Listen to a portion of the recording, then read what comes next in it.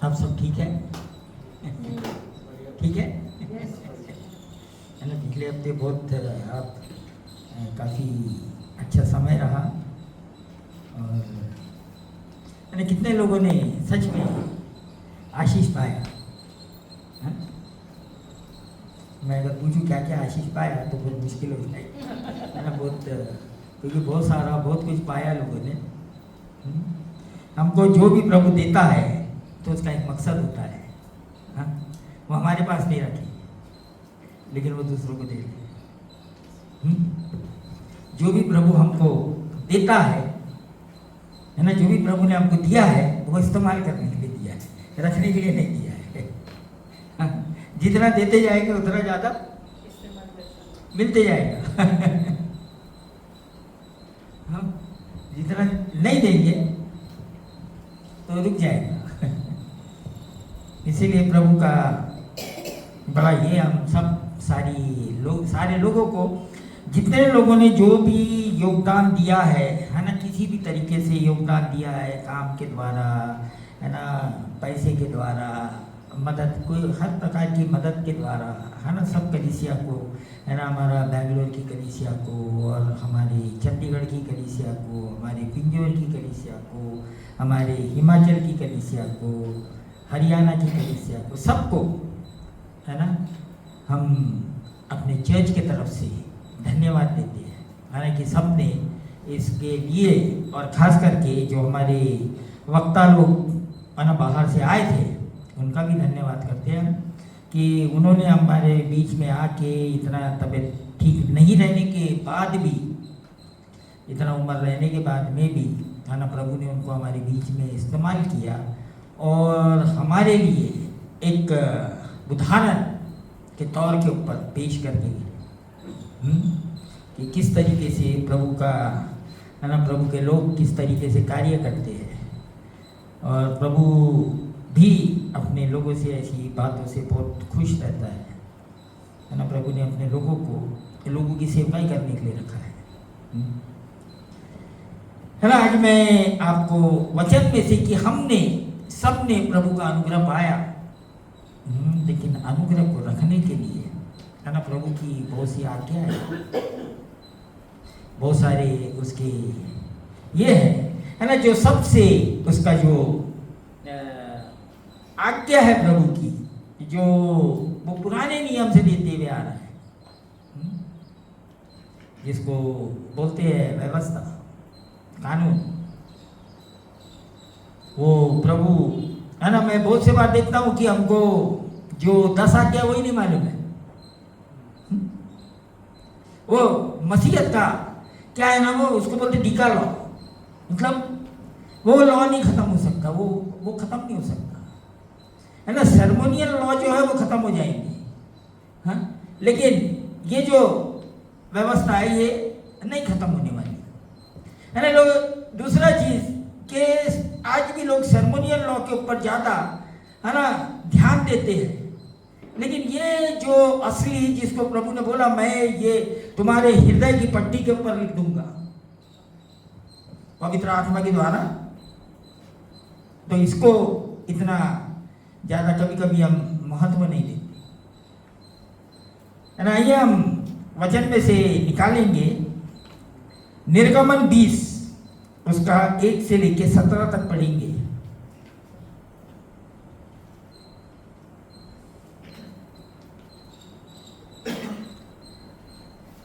तब परमेश्वर ने ये सब वचन कहे, मैं तेरा परमेश्वर यहोवा हूँ जो तुझे दासत्व के घर अर्थात मिस्र देश से निकाल लाया है। तू मुझे छोड़ दूसरों को ईश्वर करके न मानना। तू अपने लिए कोई मूर्ति खोद कर ना बनाना, न किसी की प्रतिमा बनाना जो आकाश में या पृथ्वी पर या पृथ्वी के जल में है। तू उसको दंडवत न करना और न उसकी उपासना करना, क्योंकि मैं तेरा परमेश्वर यहोवा जलन रखने वाला परमेश्वर हूँ। और जो मुझसे बैर रखते हैं उनके बेटों, पोतों और परपोतों को भी पितरों का दंड दिया करता हूँ। और जो मुझसे प्रेम रखते हैं और मेरी आज्ञाओं को मानते हैं उन हजारों पर करुणा किया करता हूँ। तू अपने परमेश्वर का नाम व्यर्थ न लेना, क्योंकि जो यहोवा का नाम व्यर्थ ले वह उसको निर्दोष न ठहराएगा। तू विश्राम दिन को पवित्र मानने के लिए स्मरण रखना। 6 दिन तो तू परिश्रम करके अपना काम काज करना, परंतु 7वें दिन तेरे परमेश्वर यहोवा के लिए विश्राम दिन है। उसमें ना तो तू किसी भांति का काम काज करना, और ना तेरा बेटा, ना तेरी बेटी, ना तेरा दास, ना तेरी दासी, ना तेरे पशु, ना कोई परदेशी जो तेरे फाटकों के भीतर हो। क्योंकि 6 दिन में यहोवा ने आकाश और पृथ्वी और समुद्र और जो कुछ उसमें है सबको बनाया, और 7वें दिन विश्राम किया। इस कारण यहोवा ने विश्राम दिन को आशीष दी और उसको पवित्र ठहराया। तू अपने पिता और अपनी माता का आदर करना, जिससे जो देश तेरा परमेश्वर यहोवा तुझे देता है उसमें तू बहुत दिन तक रहने पाए।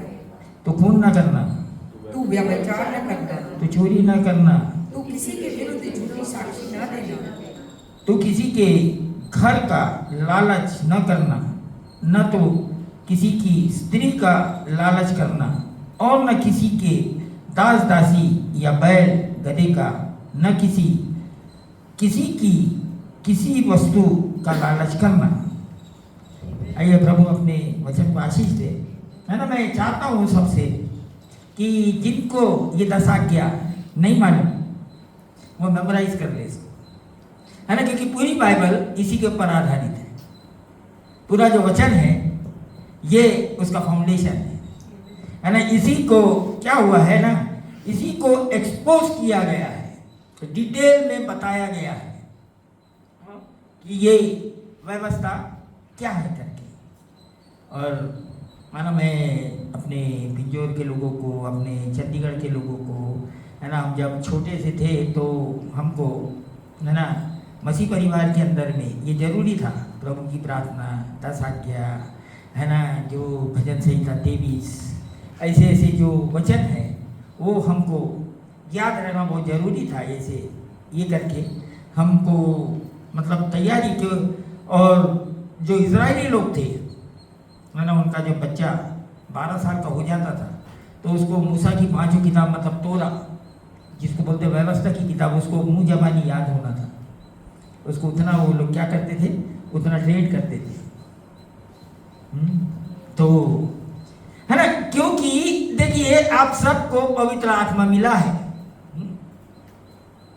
और सबको प्रभु का अनुग्रह मिला है ना। प्रभु को का अनुग्रह बचाने का जो जरिया है वो परमेश्वर का वचन है। बाहर से आपको कितनी भी बात मिलती है, कितनी भी बहुत अच्छी सलाह मिलती है, वो तुम्हारा है, लेकिन उन चीज़ों को बचा नहीं सकती। आपके अंदर में जो परमेश्वर का जो रियल वचन है वो आपको बचाता है, वो आपकी मदद सहायता करता है। और अगर हमको ये बातें नहीं मालूम तो बहुत मुश्किल, क्योंकि परमेश्वर जो है वो डायरेक्टर है ना। सारा जो कुछ चल रहा है उसके पीछे जो उसको सब कुछ करा रहा है वो परमेश्वर है। लेकिन कभी कभी क्या होता है कि हम डायरेक्टर बनने की कोशिश करते हैं, अपने जीवन को अपने तरीके से चलाने की कोशिश करते हैं, हाँ, अपना सब कुछ अपने तरीके से चलाने की, जब प्रॉब्लम हो जाती है ना। ये तो प्रभु ने इजराइलियों को ये 10 आज्ञा दिया। कब दिया? जब ये मिस्र से बाहर निकले, जब ये लोग क्या किए, गुलामी से बाहर निकले, हाँ, जब इन्होंने छुटकारा पाया। और क्यों ये परमेश्वर को देना पड़ा? क्योंकि ये लोगों के अंदर में पूरी तरीके से गुलाम वाले विचार, पूरी तरीके से जो अन्य जाति, मतलब कि जो प्रभु के लोग नहीं करते हैं, वो वाले विचार, वो वाले तौर तरीके, वो सब कुछ क्या था इनके अंदर में बसा हुआ था। तो जब वो निकले तो सबसे पहला काम क्या करना पड़ेगा? हाँ? उनको उन चीजों को मत, क्योंकि अगर वो रहेगा तो क्या होगा, वो मिलावट हो जाएंगे, ना प्रभु के वचन में रहेंगे ना तो उसमें रहेंगे, दोनों मिलावट हो जाएंगी। तो इसीलिए प्रभु क्या किया उनको कि उसमें से बाहर, मिस्र से बाहर निकाला।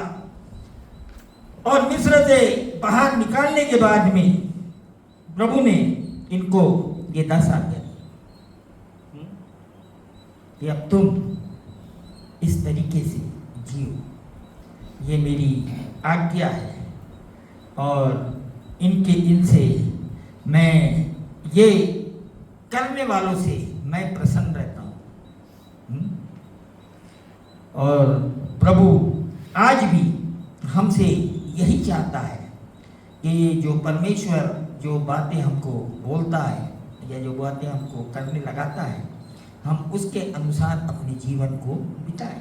अगर आपको अनुग्रह को रखना है, आपको कुछ है ना जो प्रभु बता रहा है उसके अलावा कोई दूसरी लाइन नहीं पकड़ना है ना, तो ये 10 आज्ञा जो है वो हमारे लिए बहुत जरूरी है।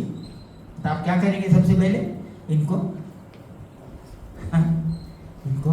क्या करेंगे कि इसके ये हमेशा आपके अंदर रहे कि आप अब जब भी कोई है ना मतलब इसकी सीमा पार करने लगे तो आपको एकदम से याद आएगा, नहीं ये तो प्रभु की बात नहीं है, मैं दुश्मन के एरिया में प्रवेश कर जाऊंगा। अगर मैं ये दायरे में नहीं रहा तो क्या होगा?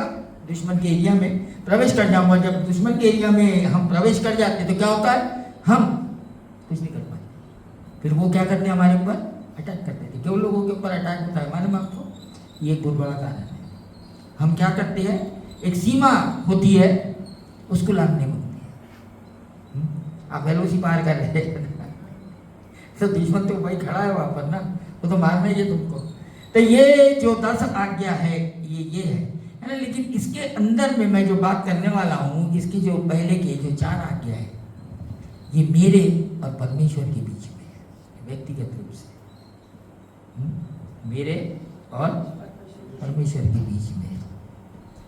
कि अगर ये इसको देखेंगे कि क्या है ये, तू मुझे छोड़ दूसरों को ईश्वर करके न मानना, अपने लिए कोई मूर्ति खोद कर न बनाना, तू अपने परमेश्वर का नाम व्यर्थ न लेना, और तू विश्राम दिन को पवित्र मानने के लिए स्मरण रखना। ये आज्ञा किसके बीच में है? मेरे और परमेश्वर के बीच में है।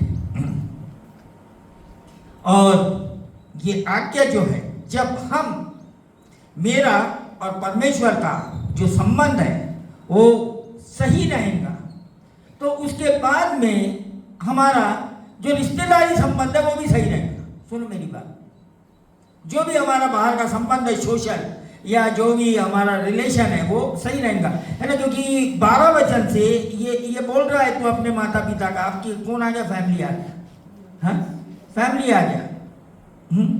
फिर तू खून ना करना, हाँ मतलब अपने किसी को भी क्यों ऐसा बोल रहा प्रभु कि जब हमारा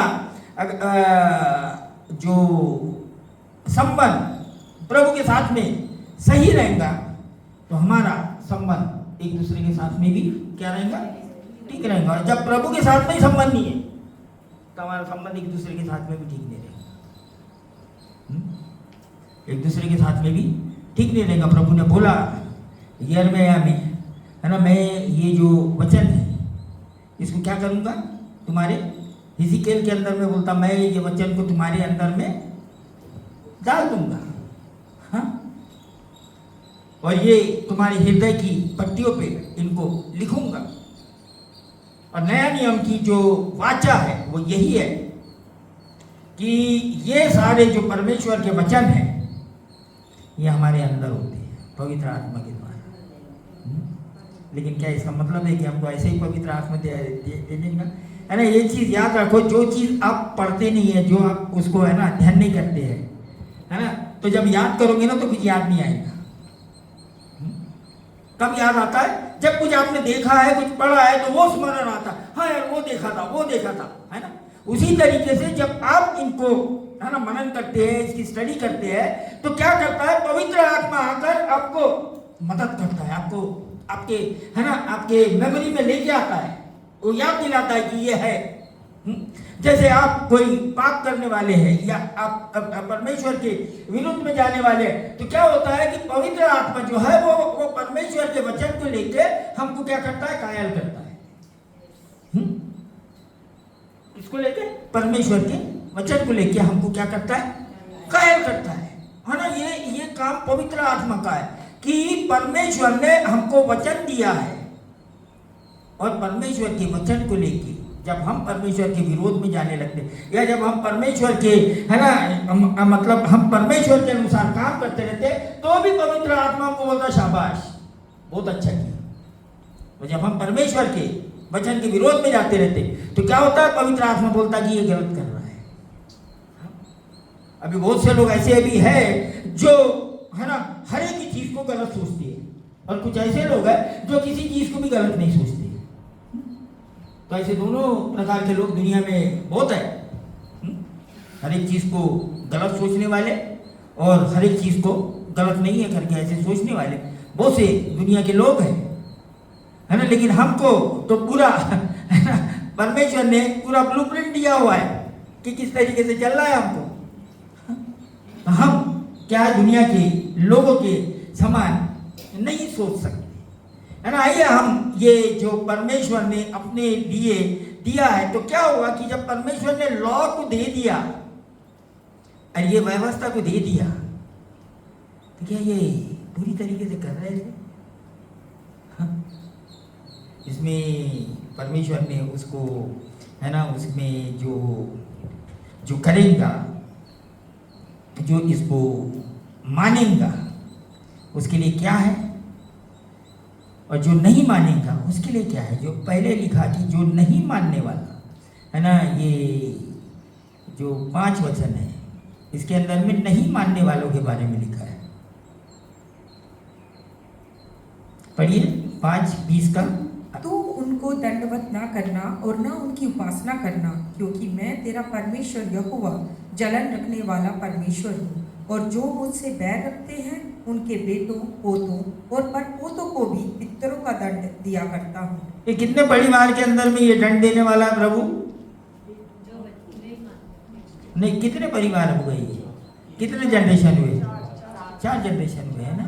जो परमेश्वर की आज्ञा को नहीं मानते हैं, अपनी मनमानी करते हैं, तो उनके कितने लोगों के ऊपर उनका दंड आता है? उनके 4 पीढ़ी के ऊपर उसका दंड आता है ना। लेकिन जो मानते हैं, 6 वचन पढ़िए। और जो मुझसे प्रेम रखते और मेरी आज्ञाओं को मानते हैं उन हजारों पर करुणा किया जा करता हूँ। हाँ, सुनो अभी मेरी बात बहुत ध्यान से। दंड परमेश्वर सिर्फ 4 पीढ़ी को दे रहा है, लेकिन अनुग्रह अभी समझ में आता कि हमने तो कुछ अच्छा नहीं किया, क्यों हम पे अनुग्रह है? हाँ? क्यों प्रभु का अनुग्रह हो गया, है ना। अब्राहम से लेके अभी तक 1000 पीढ़ी नहीं हुई। अब्राहम से लेके अभी तक 1000 पीढ़ी नहीं हुई है। हाँ? तो इसीलिए बोलता ना कि कई लोग क्या सोचते हैं, मालूम क्या, परमेश्वर दंड देने वाला परमेश्वर है, हमेशा डंडा लेके खड़े रहता है। हाँ नहीं, हाँ ये परमेश्वर अगर तुम इसके अनुसार चलते हैं, अगर तुमने, है ना, इसीलिए हम लोग कई बार आप लोगों को बहुत ऐसा बोलते हैं कि भाई अगर तुम अपने, है ना, जो तुम्हारा परिवार मान लिया जाए कि बहुत समय से श्रापित, है ना, किसी प्रकार का श्राप पड़ा हो परमेश्वर की तरफ से, या वो लोगों ने कोई हमारे खानदान में, हमारे बाप दादा कौन थे क्या थे हमको नहीं मालूम है, उन्होंने परमेश्वर के विरोध में जाते रहे, और वो जो लाइन है वो श्राप वाली लाइन चलती रही, लेकिन प्रभु ने हमको चुन लिया, अनुग्रह कर दिया। क्या के लिए?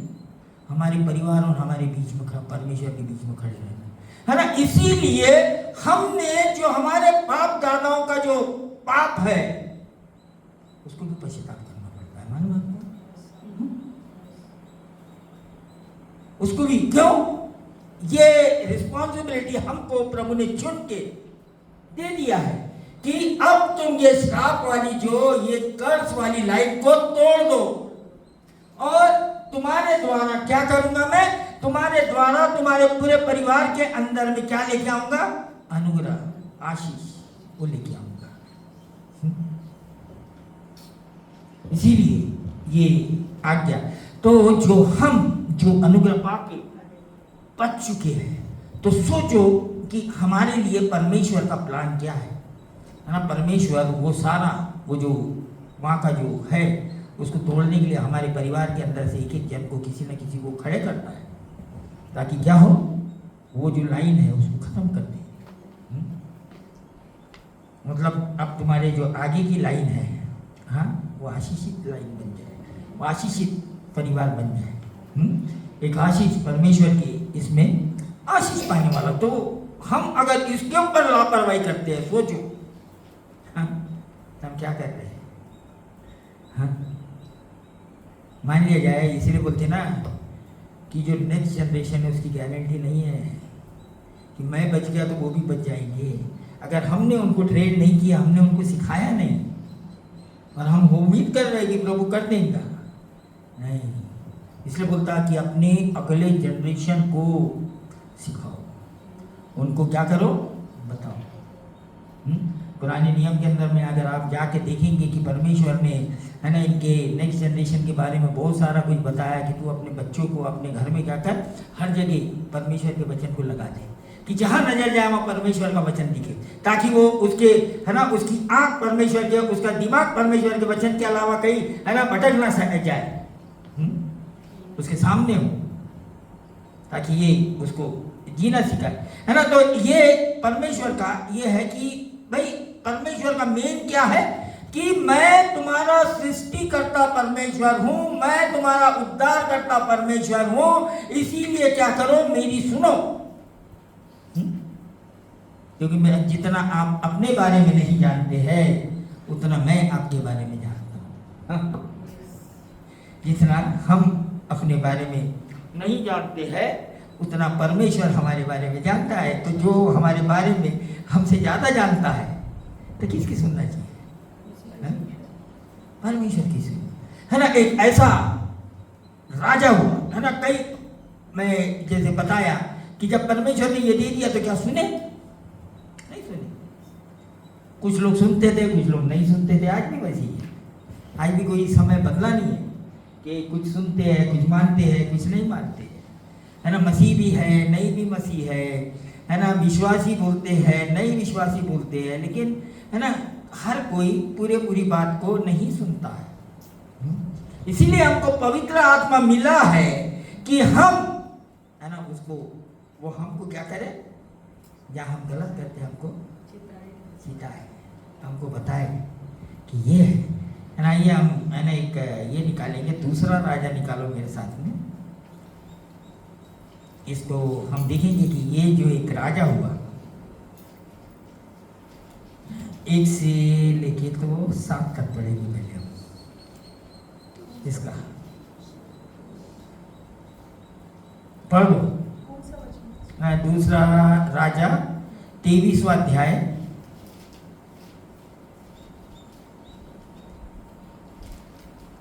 राजा ने यहूदा और यरूशलेम के सब पुरनियों को अपने पास बुलाकर इकट्ठा किया।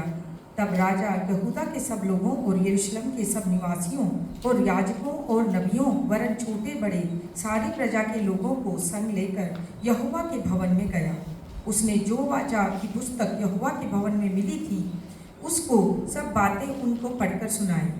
तब राजा ने खंबे के पास खड़े होकर यहोवा से इस आशय का वाचा बांधी कि मैं यहोवा के पीछे पीछे चलूँगा और अपने सारे मन और सारे प्राण से उसकी आज्ञाएं, चितौनियाँ और विधियों का नित पालन किया करूँगा और इस वाचा की बातों को जो इस पुस्तक में लिखी हैं पूरी करूँगा। और सारी प्रजा वाचा से में संभागी हुई। तब राजा ने हिल्किय्याह महायाजक और उसके नीचे के याजकों और द्वारपालों को आज्ञा दी कि जितने पात्र बाल और अशेरा और आकाश के सारे गणों के लिए बने हैं उन सभी को यहोवा के मंदिर में से निकाल ले आओ। तब उसने उसको यरूशलेम के बाहर किद्रोन के खेतों में फूंक कर उनको उसकी राख बेतेल को पहुंचा दी। जिन पुजारियों को यहूदा के राजाओं ने यहूदा के नगरों के ऊंचे ऊंचे स्थानों में और यरूशलेम के आसपास के स्थानों में धूप जलाने के लिए ठहराया था, उनको और जो बाल और सूर्य चंद्रमा राशि कर्म और आकाश के सारे गणों को धूप जलाते थे, उनको भी राजा ने दूर कर दिया। वह अशेरा को यहोवा के भवन में से निकालकर यरूशलेम के बाहर किद्रोन नाले में ले गया और वहां उसको फूंक डाला और पीस कर बुकनी कर दिया। तब वह बुकनी साधारण लोगों को कब्रों पर फेंक दी। फिर पुरुषगामियों के घर में जो यहोवा के भवन में थे, जहाँ स्त्रियां अशेरा के लिए पर्दे बुना करती थी, उनको उससे ढा दिया। उसने यहूदा के सब नगरों से याजकों को बुलवाकर गेबा से बशरबा तक के उन ऊंचे स्थानों को जहाँ तक याजकों ने धूप जलाया था अशुद्ध कर दिया, और फाटकों के ऊंचे स्थान अर्थात जो स्थान नगर के यहोशू नामक हाकिम के फाटक पर थे और नगर के फाटक के भीतर जाने वाले के बाईं ओर थे, उनको उसने ढा दिया। बस यानी ये राजा अभी आया है ना, इसके पहले जो राजा है ना, इजराइल के अंदर में बहुत सारे राजा हुए, उनमें से एक राजा है जो जिसको माना जाता है कि इसने परमेश्वर के सारे काम परमेश्वर के तरीके से किया। बाकी राजा ने क्या किया? परमेश्वर की तो सुनी, लेकिन उन्होंने अपने भी कई ऊंचे स्थान बना के रखे थे। ऊंचे स्थान मतलब परमेश्वर को तो मानते थे, लेकिन उनके यहाँ पर दो नाम बहुत आ रहे हैं। क्या है दो नाम है? बाल और अशेरा। हाँ, आज क्या है हमारे में आपको? बाल और अशेरा। बाल पैसा, जिनको इजरायली लोग जब धनवान बनने मांगते थे ना, जब अमीर बनने मांगते थे, जब पैसा बहुत मांगते थे, तो ये बाल देवता के पास जाते थे। किसके पास? बाल देवता के पास। काय के लिए? अमीर बनने के लिए। अशेरा इनके बच्चों का एजुकेशन, मतलब इनके बच्चों का भविष्य बनाने के लिए किसके पास जाते थे? एजुकेशन के बारे में पूछने के लिए, उनके भविष्य को बनाने के लिए। आज परिस्थिति बदली नहीं, मालूम आपको है ना? मैं बताया कई बार आप लोगों को कि शैतान फॉर्म बदलता है, कार्यक्रम वही रहता है। ये यहाँ जाते थे और ये सारे काम करते थे। आज देखो, मसीह के अंदर में जाके इनके बारे में थोड़ा स्टडी करो। ये बाल देवता क्या थे उस टाइम में? ये क्या पूजा करते थे लोग? अमीर बनने के लिए पूजा करते थे। ना परमेश्वर बोल रहा है कि भाई मुझे छोड़ कोई किसी और को परमेश्वर करके नहीं मानना। जहां थोड़ा पैसे की कमी हो गई, कुछ कमी हो गई, कहाँ परमेश्वर ने क्या बोला है? कुछ नहीं बोला है। हाँ, ये दुनिया वाले वो कर रहे हैं तो हम भी वही करेंगे, हमारे रिश्तेदार वो कर रहे हैं तो हम भी वही करेंगे। हाँ, भरोसा कहाँ है? लेकिन ये जो होशियार जो राजा है, ये क्या कर रहा है?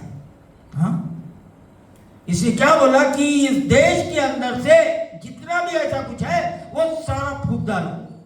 हाँ? मतलब कि क्या आज का एप्लीकेशन क्या है कि हमने जितनी बातें दुनिया के अंदर से ले आई है जो प्रभु की नहीं है, उसको चकनाचूर कर दो। बड़ा मुश्किल है, चकनाचूर कर दो, है ना? कैसा है ये कि सबसे पहले है ना, जो भी है उसको निकालो। परमेश्वर के काम का नहीं है और वो है ना, इसीलिए सब कुछ हो जाता है। लेकिन क्या होता है कि जब ये चीज को फिल्टर नहीं करते हैं, ये चीज को हम निकालते नहीं है, तो वापस वही चले जाते हैं जहां से आए हैं हम, या वही करने लग जाते हैं जो हम कर रहे हैं। इसलिए लोग बोलते हैं यार थोड़े दिन तक तो बड़ा अच्छा लगता है। क्यों? क्योंकि थोड़े दिन तक तो कर रहे हैं, लेकिन बाद में लगातार नहीं किए, उसको बार बार नहीं निकाल रहे, बार बार, है ना। क्योंकि हम जब यहाँ से निकल के, चर्च में से निकल के बाहर में जाते हैं तो हमारी दुनिया बदल जाती है, क्योंकि हम दुनियादारी में लग जाते हैं, दुनिया के तौर तरीके में लग जाते हैं। हाँ, उनके तरीके चाल चलने लग जाते हैं, उनके तरीके से सोचने लग जाते हैं, उनके तरीके से करने लग जाते हैं। कहाँ गया? उसका कारण क्या है? परमेश्वर का वचन वो शहरों में है, वो अंदर में जड़ नहीं पकड़ा है ना। जो बीज है वो जड़ नहीं पकड़ा है ना। याद बहुत है, मेमोराइज बहुत है, लेकिन उसमें जड़ नहीं है, उसमें गहराई नहीं है, उसमें जो फल लाना वो नहीं है। तो क्या होता है कि बाहर की दुनिया अच्छी दिखने लग जाती है, बहुत पसंद आने लग जाती है। और ये राजा के बारे में जाके बाद में और भी पढ़ो, लेकिन इसने जो किया, इसने क्या किया, ये 8 वचन में, उन ऊंचे स्थानों को जहां उन याजकों ने धूप जलाया था अशुद्ध कर दिया। और फाटकों के ऊंचे स्थान, अतः जो स्थान नगर के यहोशू नामक हाकिम ने फाटक पर थे और नगर के फाटक के भीतर जाने वाले के बाईं ओर थे, उनको उसने ढा दिया। ढा दिया। मैं जब पहली बार कोरिया गया तो मैं एक चीज़ बड़ा सरप्राइज हो गया। हमारे इधर में आज भी जो अंग्रेजों ने जो बिल्डिंगें बनाए हैं वो बड़े हेरिटेज बिल्डिंग बना के अभी भी रखे हैं। मुगलों ने जो बनाया उसको भी रखे हैं, और ये लोगों ने हम पे, है ना, क्या किए थे? राज किए थे, है ना। मैं कोरिया में गया ना, एक चीज़ देखा है ना, जो जो जो जो इनके ऊपर है ना, जापान ने राज किया था। जापानीज की कोई चीज़ को नहीं रखे, सब खत्म कर दिए, याद भी नहीं होता। मूर्ति पूजा देश में ऐसा खतरनाक चीज ढा दी उन लोगों ने, उनकी चीज कोई भी नहीं होना, वो याद भी ना आया हमको, है ना। परमेश्वर जब इस्राएलियों को मिस्र से निकाल के ले आया तो क्या बोला मालूम? क्या? उनके हर एक चीज को फूंक डालो, खत्म कर दो, क्योंकि अगर वो चीजें तुम पर पास रहेंगी तो तुमको बार बार याद दिलाएंगी, तुमको बार बार वही चीज स्मरण कराएंगे, और तुम बार बार टेम्प्ट होगे परीक्षा में आके फिर तुम वही करोगे। इसीलिए बोला जाता है कि भाई जब हम, है ना, जब तक के मजबूत नहीं हो गए, हम उसके ऊपर, मतलब कि उसके उन चीजों के ऊपर विजय नहीं हो गए, तब तक के पंगे मत लो। पहले विजय हो जाओ, पहले उनके ऊपर पूरी तरीके से जय पा लो। ये इस राजा ने क्या किया? इसने सारे देश के अंदर में इस तरीके, लेकिन इसका जो करने का क्यों इसने ऐसा किया? 3 वचन 23 का। तब राजा ने खंबे के पास खड़े होकर यहोवा से इस आशय की वाचा बांधी कि मैं यहोवा के पीछे पीछे चलूंगा और अपने सारे मन और सारे प्राण से उसकी आज्ञाएं, चितौनियां और विधियों का नित्य पालन किया करूंगा, और इस वाचा की बातों को जो इस पुस्तक में लिखी हैं पूरी करूंगा। और सारी प्रजा वाचा में संभागी हुई। इसने क्या किया? अपनी पूरी प्रजा को उनके सामने में ये बात को खोल के रख दी। और क्या हो रहा है? ये क्या बोल रहा है? एक चीज इधर में बार बार सारे मन, सारे प्राण, उसकी आज्ञा, चितौनी, विधियों को नित्य पालन किया करूंगा, और इन वाचा की बातों को जो इस पुस्तक में लिखी है पूरी करूंगा। प्रभु हाफ हार्टेड दिल को नहीं चाहता है। सुन लो मेरी बात, प्रभु अधूरा काम को नहीं चाहता है। प्रभु हमेशा बोलता है करना है तो पूरा करो, या तो मत करो। हमेशा जब परमेश्वर का वचन आता है तो क्या बोला जाता है, पूरी तरीके से, पूरे दिल से। इसीलिए बहुत से बार ऐसा होता है कि मैं बहुत बार ऐसा देखता कि लोग काम तो कर रहे हैं लेकिन अधूरे दिल से, उनको मना कर दो काम करने के लिए, नहीं होना, क्यों बिगाड़ देंगे काम को। हाँ, अगर करना है तो पूरे दिल से। हाँ? परमेश्वर के पीछे चलना भी वही है कि मैं पूरे इससे, और क्या कर रहा है वो, ये राजा है, ये अपनी प्रजा से भी यही बात कुछ आ रहा है ना। आजकल हम खास करके देखते कि आज का जो जनरेशन है, इनके अंदर में स्थिरता ही नहीं है, कोई चीज पूरी करने की यही नहीं है, कभी यहाँ कूद गए, कभी वहां कूद गए, कभी वहां कूद गए, कभी ये कर लिए। हाँ चलो सीख रहे हैं, लेकिन भाई जैसे जैसे कुछ करते हो तो हमारे अंदर में क्या होना चाहिए, स्थिरता। और ये स्थिरता है जो कौन लेके आता है, परमेश्वर का वचन, पवित्र आत्मा, उसका जड़ है हमारे अंदर, वो हमारे अंदर क्या लेके आती है, स्थिरता लेके आती है। न तो जब परमेश्वर का वचन हमारे अंदर नहीं होता है, परमेश्वर की व्यवस्था हमारे अंदर में नहीं होती है, मतलब हमारे अंदर में फाउंडेशन नहीं है।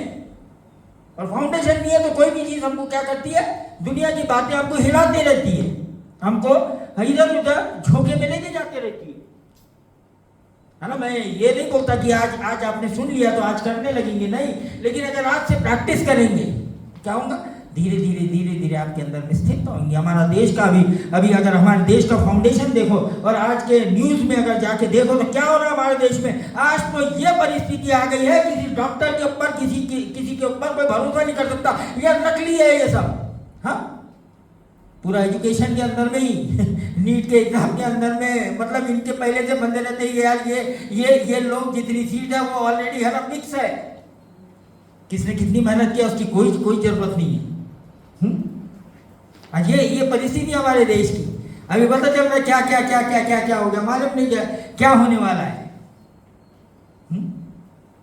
इतना खतरनाक। आज तुम किसी डॉक्टर के पास में जाके बताने का तुम पे भरोसा होगा, क्यों? हाँ?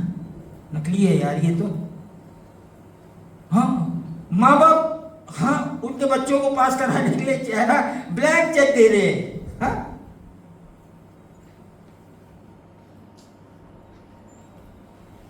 क्या भरोसा करेंगे? हाँ? ग्रेस ने भी दिया एग्जाम, क्या होने वाला है कुछ नहीं पता, वही वाला एग्जाम का ये हुआ, उसी के द्वारा ये सारा कुछ हो रहा है। हाँ? खतरनाक। मैंने क्या भरोसा करेंगे कि भाई ये लोग सही लोग हमारे देश के जो पोस्ट के ऊपर बैठे हैं ये सारे नकली बैठे हैं। हमारा क्या हो रहा है देश का, हमारे देश का कोई भविष्य है? अगर चर्च अगर सही नहीं रहेगा, अगर वो सही सिद्धांतों पे नहीं चलेगा परमेश्वर की, हाँ, फिर उम्मीद कहाँ करेंगे आप, बताइए मेरे। बाहर में तो उम्मीद नहीं है, मैं जानता हूँ बाहर में उम्मीद नहीं है, कोई उम्मीद नहीं है। अगर चर्च में कॉम्प्रोमाइज करेंगे बोलेगा ऐसा है। आजकल देखो कि हमारे देश में क्या हो रहा है, बहुत खतरनाक परिस्थिति, बहुत खतरनाक है। क्योंकि सारे यूथ लोगों का भविष्य है ना अंधकार में दिख रहा है, अंधकार में दिख रहा है। होपलेस हो रहे थे लोग, मालूम है आपको, यूथ लोग होपलेस हो रहे हैं। इतने 25 लाख लोगों ने एग्जाम दिए थे, वो तो सिर्फ यही है नीट का है 25 लाख का। हाँ, करोड़ों है, करोड़ों। हाँ, उम्मीद नहीं है उनको, उनके इंटरव्यू देखो, उनके इंटरव्यू लेते हैं क्या बोलते हैं, उम्मीद नहीं है, आशा नहीं है। कहां पर पाओगे विजय, कहां पाओगे? अगर हम परमेश्वर का वचन हमारे पास नहीं है ना तो हम भी ना उम्मीद हो जाएंगे, हम भी वही हो जाएंगे जो बाकी के लोग हो रहे। हाँ? हम बहुत परमेश्वर का धन्यवाद देना कि हमको परमेश्वर ने अनुग्रह दिया है, हमारे ऊपर सच्चाई को प्रकट किया है, हमारे ऊपर अपनी व्यवस्था को प्रकट किया है, हमारे ऊपर यीशु मसीह को प्रकट कर दिया है, हमारे पापों के लिए उसको भेज के हमारे पापों को क्षमा कर दिया है, अपने राज्य में प्रवेश करा दिया है। हाँ, मृत्यु से पार करके जीवन में प्रवेश करा दिया है। हाँ? इतना परमेश्वर ने हमारे जीवन में कर दिया है। तो ये जो राजा है ये क्या कर रहा है, इस तरीके के काम कर रहा है। इसने सब क्या किया, ऊंचे स्थान, यहाँ तक के जो सुलेमान इतना है ना ये बुद्धिमान राजा था, उसने भी अपना, सब राजा क्या करते थे मालूम क्या, इनका एक मंदिर यरूशलेम में था, जो मेन मंदिर था वो यरूशलेम में था, लेकिन इनकी धूप जलाने की जगह कहीं और ऊंचे स्थान बनाते थे अपने लिए, कहीं पे जाके ऊंचे स्थान बनाते थे। आज भी वैसे ही है, कलीसिया में तो आते हैं मानते हैं सब, लेकिन अपने अंदर में क्या क्या ऊंचे स्थान है उसको ढा दो। अपने अंदर में क्या है ऊंचे स्थान, किस चीज को तुम बहुत ज्यादा मानते हो परमेश्वर से ज्यादा, वो आपका ऊंचा स्थान है। जिस चीज को आप परमेश्वर से ज्यादा मानते हैं वो आपका ऊंचा स्थान है। आप यहाँ पर है ना, इजरायली लोग कभी मंदिर जाना बंद नहीं करें। इजराइल में यरूशलेम के मंदिर में है ना, कहीं वो दूसरे देश में रहते थे तो वो वहां पर आते थे यरूशलेम, हाँ, उनको चिंता क्या रहती थी, मंदिर की रहती थी, लेकिन दूसरे भी काम चालू रहते थे उनके, दूसरे भी जगह जाके धूप जलाते थे। उनके बच्चों को पढ़ाई चाहिए, अशेरा के पास चले गए, उनको पैसा चाहिए, बाल के पास चले गए, है ना। बहुत सारे ऐसे, बहुत सारे देवी देवता उस टाइम में, बहुत सारे थे उस टाइम में, आज भी वैसे ही है। और इस तरीके से है ना, परमेश्वर ये राजा को यहाँ पर क्या कर रहा है, इस्तेमाल कर रहा है। इसका 12 वचन पढ़ो, 23 का 12, 13, 14। आहाज की अटारी की छत पर जो वेदियां यहूदा के राजाओं की बनाई हुई थी, और जो वेदियां मनश्शे ने यहोवा के भवन के दोनों आंगनों में बनाई थी, उनको राजा ने ढाकर पीस डाला और उनकी बुकनी किद्रोन नाले में फेंक दी।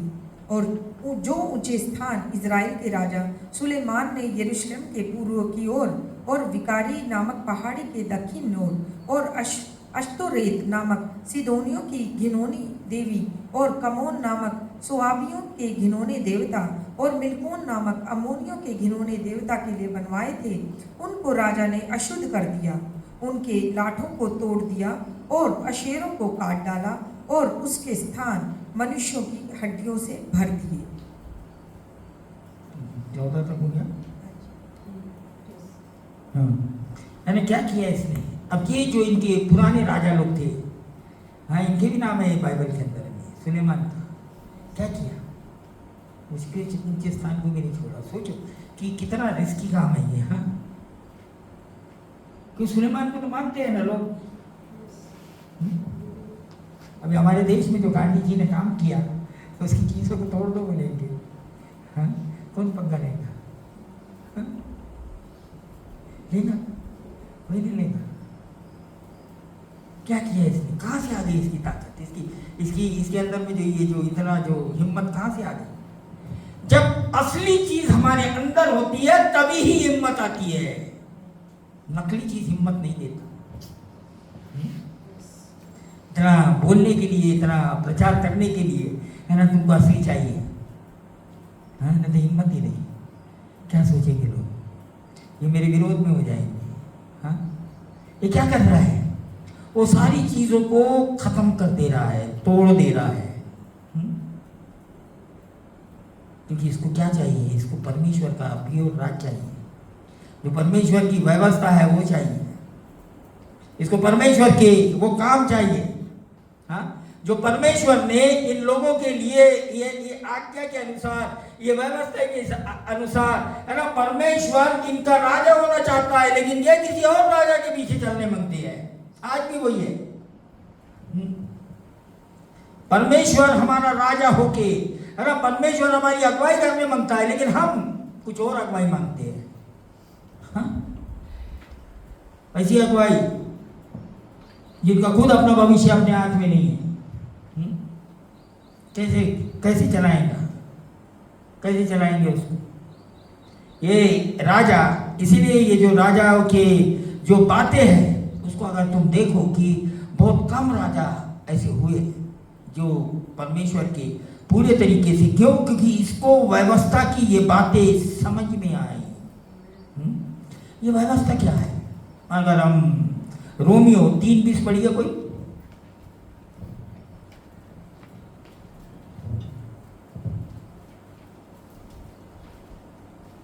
क्योंकि व्यवस्था के कामों से कोई प्राणी उसके सामने धर्मी नहीं ठहरेगा, इसलिए कि व्यवस्था के द्वारा पाप की पहचान होती है। क्या होती है, कई के द्वारा क्यों दी गई व्यवस्था? कि ताकि हम पहचाने कि क्या गलत है क्या सही है। व्यवस्था नहीं है तो क्या हो गया? आपकी पहचान ही नहीं है।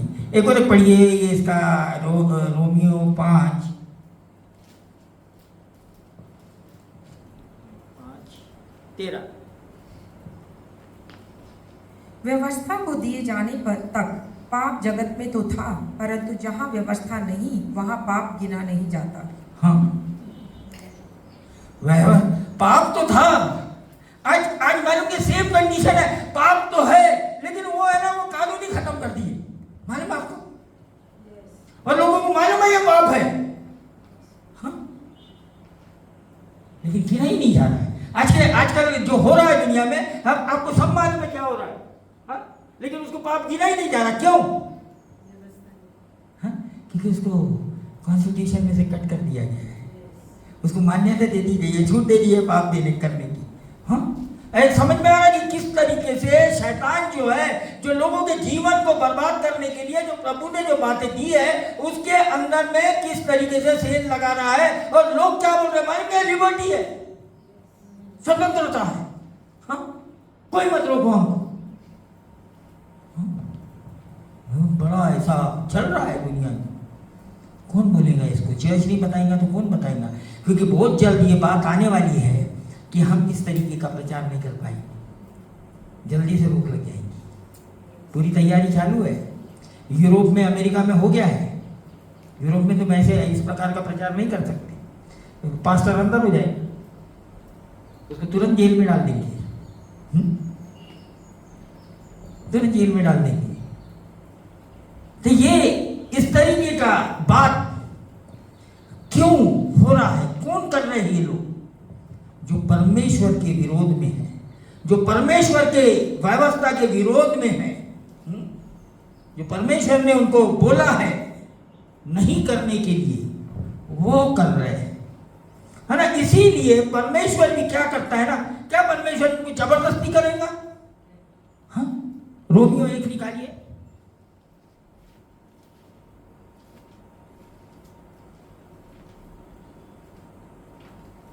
रोमियो 1 उसका शायद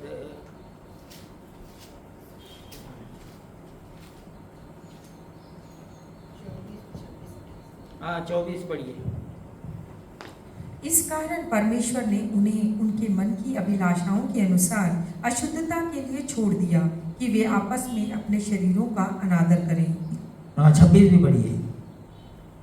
इसलिए परमेश्वर ने उन्हें नीच कामनाओं के वश में छोड़ दिया, यहाँ तक कि उनकी स्त्रियों ने भी स्वाभाविक व्यवहार को उससे जो स्वभाव के विरुद्ध है बदल डाला। 28। जब उन्होंने परमेश्वर को पहचानना ना चाहा तो परमेश्वर ने भी उन्हें उनके निकम्मे मन पर छोड़ दिया कि वे अनुचित कार्य करें। वहाँ परमेश्वर रुकता नहीं है, एक चीज़ ध्यान में रखो। हाँ, एक बार 2 बार समझाते रहता है, बताते रहता है, अपने लोगों के द्वारा बताते रहता है, बाद में छोड़ देता है। कई लोग ये मानते नहीं आजकल। तो क्या हो गया यहाँ पर? जब हमने परमेश्वर की नहीं सुना, जब परमेश्वर हमको अनुग्रह देते जा रहा है, देते जा रहा है, बताते जा रहा है, सिखाते जा रहा है, लेकिन हम मन की कठोरता के कारण, अपने खुद के अपने खुद के विचारों के कारण, अपने खुद के सफाई के कारण, हम अपने खुद को डिफेंस करने के कारण, हम खुद को अच्छा साबित करने के कारण क्या कर रहे हैं? हम परमेश्वर की बात नहीं कर रहे, नहीं सुन रहे हैं। तो परमेश्वर क्या करता है? करो अब जो करना है। अगर किसके जीवन में कुछ नहीं हो रहा है, कुछ गलत कर रहे हैं, सुनो बहुत ध्यान से, कोई गलत कर रहा है और वो परमेश्वर के अनुसार नहीं है, पवित्र आत्मा के अनुसार नहीं है, यीशु मसीह के अनुसार नहीं है, और उसको कुछ नहीं हो रहा है, मान लो कि आपको परमेश्वर ने छोड़ दिया। इसलिए कोई हलचल नहीं हो रही है, कोई हलचल नहीं हो रही, कुछ नहीं हो रहा, कोई सजा नहीं मिल रही है, क्योंकि ऑलरेडी क्या हो गया? छोड़ चुका है, छोड़ चुका है, कोई नहीं बोलेगा। जिस तरीके से अगवे लोग 1 बार 2 बार 3 बार 4 बार 5 बार बाद में बोलना हम बंद कर देते, मालूम आप? परमेश्वर है ना, सजा नहीं देता, ऐसे क्या करता मालूम? मुंह मोड़ लेता। लोग सोचते हैं कि डंडा लेके खड़ा है, कुछ बोलते रहेगा, बोलने का टाइम था उसका, बाद में तुमसे कोई मतलब नहीं। इसी तरीके से है ना, मैं अपने जीवन में है ना, जब मेरे माँ बाप, मेरे सारे बड़े लोग मेरे को समझाते थे है ना, मैंने नहीं सुना है ना, बहुत मुश्किल में चले गए, समझाना ही बंद कर दिया। सही में कोई कुछ बोलता ही नहीं था, कर ले भाई तेरे को जो भी करना है। हा? क्या हुआ? अगर टाइम से नहीं ये होता तो था है ना। तो इसी तरीके से जब लोगों को ये राय दो कि भाई तुम समझा रहे हो, उसके बाद में छोड़ दो उसको। हाँ, अभी तुमने क्या किया? इसका छोड़ देने का मतलब क्या है? तुमने उसका केस परमेश्वर के हाथ में सौंप दिया। परमेश्वर, इसको हम तेरे हाथ में सौंप देते, तेरे को जो करना है कर। और जब परमेश्वर कुछ करता है तो फिर उस सहन से बाहर हो जाता है। और वो भी परमेश्वर उसको जब करेगा जब वो अगर कुछ चुना हुआ है, या परमेश्वर को उसमें कोई उम्मीद दिख रही है तो करेगा, न तो नहीं करेगा। परमेश्वर ही बोलता जाओ। हाँ? नहीं, कितना खतरनाक बात है। परमेश्वर ने हमको अपनी व्यवस्था दिया है, अपना सब कुछ दिया है, हमको पवित्र आत्मा दिया है, हमारा सहायक है वो, हमारा गाइड है वो, हाँ, हमारा शिक्षक है वो। हाँ, अगर हम नहीं सुनते क्या करेगा?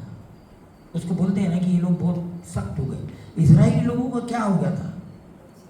जाते थे मंदिर में लेकिन सख्त हो गए थे, बहुत ज्यादा जाते थे, सब सुनते थे, देखिए उनको जो करना वो करते थे। ये समस्या उनको बहुत भारी हो गई, इसलिए उनको बार बार गुलामी में जाना पड़ता था, बार बार उनको गुलामी में चले जाना पड़ता था। आज बहुत से ऐसे मसीह है जो मसीह की तो बात करते हैं लेकिन जीवन जीते गुलामी वाला, गुलामी वाला जीवन जीते। स्वतंत्रता का जो परमेश्वर ने जो स्वतंत्र दिया है वो बहुत सारे जुए उनके ऊपर, सर के ऊपर रखे हुए हैं, जिसके बोझ से वो खुद ही दबे हुए हैं। हाँ, यीशु मसीह ने बोला ना कि मैं अपना बोझ मेरे ऊपर डाल दो। हम नहीं डालते, हम यीशु मसीह का नाम तो लेते हैं लेकिन बोझ नहीं डालते। एक बार एक बहुत इलस्ट्रेशन कोई दे रहा था कि एक बार एक कोई ड्राइवर गाड़ी लेके जा रहा था और एक औरत बहुत बड़ा टोकरा लेके सिर पे लेके पैदल चल रही थी और बहुत कड़ी धूप थी।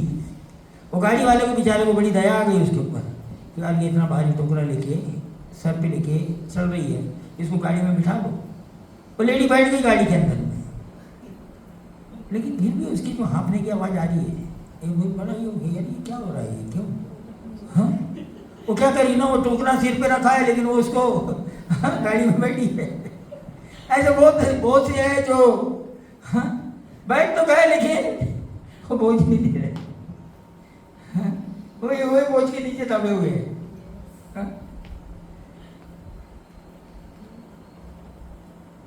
इजराइलियों को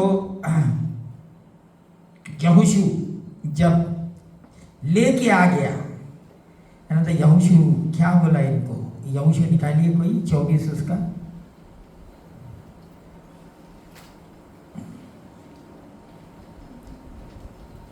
इसका 14-15 वचन पढ़िए 24 का। इसलिए अब यहोवा का भय मानकर उसकी सेवा खराई और सच्चाई से करो, और जिन देवताओं की सेवा तुम्हारे पुरखा महानद के उस पार और मिस्र में करते थे उन्हें दूर करके यहोवा की सेवा करो। और यदि यहोवा की सेवा करनी तुम्हें बुरी लगे तो आज चुन लो कि तुम किसकी सेवा करोगे, चाहे उन देवताओं की जिनकी सेवा तुम्हारे पुरखा महानद के उस पार करते थे, और चाहे एमोरियों के देवताओं की सेवा करो जिनके देश में तुम रहते हो, परंतु मैं तो अपने घराने समेत यहोवा ही की सेवा नित करूंगा। है ना, हमें समझ में आ रहा है, इतना आसान नहीं होता है। इनको बार बार वही की याद आती है, वही चीज सामने आती है। अभी आ गए यहाँ पर, यहोशू को बहुत मुश्किल होता है। छोड़ के तो आए थे लेकिन ये क्या चीज आ गया इनका, बोल तो रहे थे छोड़ दिया, कहाँ छोड़ दिया? ये तो खतरनाक हो रहा है। क्या बोलता है यहोशू? भाई वो महान छोड़ के आए, क्या लेके आ गए साथ में? कभी कभी हम बोलते नहीं यार ये लोग कुछ लेके आ जाते हैं। छोड़ के नहीं आते, लेके आते हैं कुछ लेके आते हैं। हाँ, लोगों की समझ में नहीं आता क्या लेके आते हैं। ये लेके आ गए ये लोगों ने, ये यहोशू बोल रहा भाई तुमको जो करना है करो, लेकिन मैं तो वही करूँगा। मैं क्या करूँगा, मैं और मेरा घराना। ये बड़ा लीडर बोल रहा है, ये समझा समझा के तंग हो गया। अब बोलता कि मैं और मेरा, तुमको जो है तुम नहीं छोड़ते। हाँ, 16 में पढ़िए उसका। तब लोगों ने उत्तर दिया, यहोवा को त्याग कर दूसरे देवताओं की सेवा करनी हमसे दूर रहे। हाँ, ये बोल रहे हैं लोग। एक बार बोलते फिर अगले बार फिर वही हो जाता है। हाँ? 19 इसी का। यहोशू ने लोगों से कहा, तुमसे यहोवा की सेवा नहीं हो सकती, क्योंकि वह पवित्र परमेश्वर है, वह जलन रखने वाला ईश्वर है, वह तुम्हारे अपराध और पाप क्षमा न करेगा। हाँ, यहोशू बोल रहा कि भाई तुमसे नहीं हो सकती, अभी भी डिसाइड कर लो, अभी भी डिसाइड कर लो। क्या बोल रहा है एक्चुअली मालूम है, अभी भी तुम है ना निर्णय ले लो। नहीं हो सकती, क्योंकि परमेश्वर की सेवा करना मतलब पवित्रता। पवित्रता का मतलब मैंने बहुत सारे बार बताया, दुनियादारी को छोड़ देना। हाँ, पवित्रता का मतलब बहुत से लोग क्या करते हैं, सफेद कपड़े पहन लो, कुछ तो भी आंख बंद कर लो। तो नहीं, ये नहीं है, दुनियादारी के काम को छोड़ दो, प्रभु के काम में लग जाओ। दुनियादारी के काम को छोड़ दो मतलब है ना, नौकरी ये मत छोड़ दो। हाँ, वो जो दुनिया करती है उनको तुम भी मत करो। वो मत करो। मतलब ये मतलब होता है ना। तो कई लोग सोचता है क्या ये पादरी हमको कहीं सब जगह से छोड़ा तो नहीं दे रहा। नहीं, जो लोग कर रहे हैं वो तुम मत करो। हाँ, तुम मत करो। ये यहोशू ये बोल रहा है हमको कि भाई अब तुम परमेश्वर के तरीके काम करो, वो मत करो कि जो दुनिया करती है ना। ये लोगों को सब कुछ मालूम है। अगर 17 वचन से तुम पढ़ोगे तो यहाँ पर ये लोग कन्फेस क्या कर रही है, देखो, पढ़ो 17 से। क्योंकि हमारा परमेश्वर यहोवा वही है जो हमको और हमारे पुरखाओं को दासत्व के घर अर्थात मिस्र देश से निकाल ले आया, और हमारे देखते देखते बड़े बड़े आश्चर्यक्रम किए, और जिस मार्ग पर और जितनी जातियों के मध्य में से हम चले आते थे उनसे हमारी रक्षा की, और हमारे सामने से इस देश में रहने वाली एमोरी आदि सब जातियों को निकाल दिया है। इसलिए हम भी यहोवा की सेवा करेंगे, क्योंकि हमारा परमेश्वर वही है। ना मानते हैं ये बात को कि भाई ऐसा किया है लेकिन फिर भूल जाते हैं। हाँ, फिर भूल जाते हैं, मानते हैं ऐसा है। इसलिए ये बोल रहा है कि भाई ये जो परमेश्वर है पवित्र परमेश्वर है, बोलो मत, करो। हाँ, करो। आजकल क्या है ना, बोलने वाले बहुत है, करने वाले बहुत कम है। हाँ? 21वां वचन।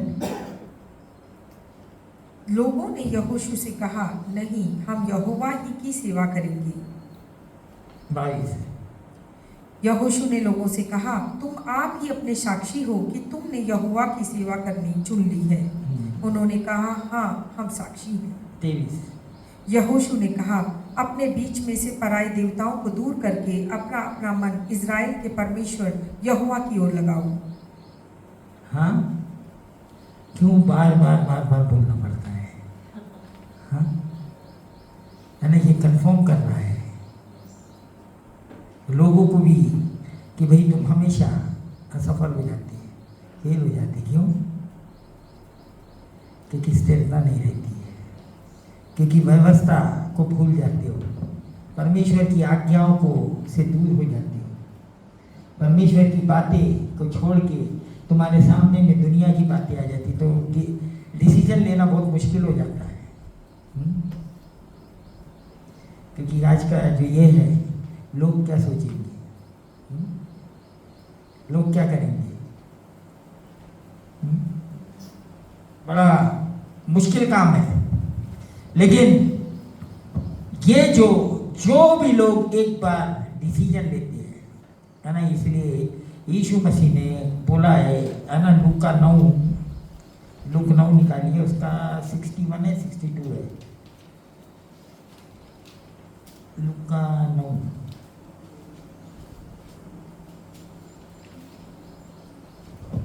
62। यीशु ने उनसे कहा, जो कोई अपना हाथ हल पर रखकर पीछे देखता है वह परमेश्वर के राज्य के योग्य नहीं। जो कोई, अगर उसको जाके आप 57 से पढ़ेंगे तो ये लोगों के बारे में लिखा हुआ है, उसके बारे में कौन कौन थे, क्या क्या बोले, क्या क्या कर रहे हैं। हाँ, इसलिए यहोशू जितने भी परमेश्वर के लोग हैं, जितने परमेश्वर के जन हैं, वो लोगों से कंफर्म करते हैं कि भाई परमेश्वर के पीछे चलना है, किस तरीके से चलना है, किस तरीके से रहना है। हाँ, जो कोई भी एक बार, है ना, यीशु ने उनसे कहा, जो कोई अपना हाथ हल पर रख कर पीछे देखता है वो परमेश्वर के राज्य के योग्य नहीं है, वो योग्य नहीं है। ना कि ये क्यों इतना चीज यीशु मसीह बोलता है। यीशु मसीह को मालूम है, यीशु मसीह के बहुत लोग आए, हम ये करेंगे वो करेंगे, यीशु मसीह ने मना किया उनको, उसको मालूम था, इसलिए मना नहीं किया कि वो नहीं चाहता था, उसको मालूम था ये नहीं कर पाएंगे। इसलिए बहुत से बार कभी कभी ऐसा ना, कभी कभी लोगों को मना भी करना पड़ता है कि नहीं, सोच लो आप, सब नहीं कर पाते। इसलिए पवित्र आत्मा को पूछना, पवित्र आत्मा के द्वारा चलना बहुत मुश्किल होता है। तो बहुत से बात तो ऐसा होता है जो अभी नहीं करने वाला बाद में वो कर लेता है, जो करने वाले वो पीछे हट जाते हैं। हाँ, बार बार ऐसा होता है, सेवकाई में बहुत ऐसा होता है। अभी जो बिल्कुल नहीं कर रहा है या उसकी उम्मीद है, लोगों को दिखता है कि नहीं करेंगे, वो करने लग जाता है ना। जिस तरीके से हमारे जीवन में लोगों ने गारंटी दे दी है, ये आदमी कुछ नहीं कर सकता, ये लड़ाई कर सकता है, झगड़े कर सकता है, पंगे ले सकता है, दंगे करा देगा, जो भी करा देगा, लेकिन ये अच्छा काम कोई नहीं कर सकता है। हाँ ऐसे गारंटी लेते लोग। हाँ, लेकिन जो प्रभु जिससे कराना चाहता है और प्रभु जानता है कि ये कर सकता है,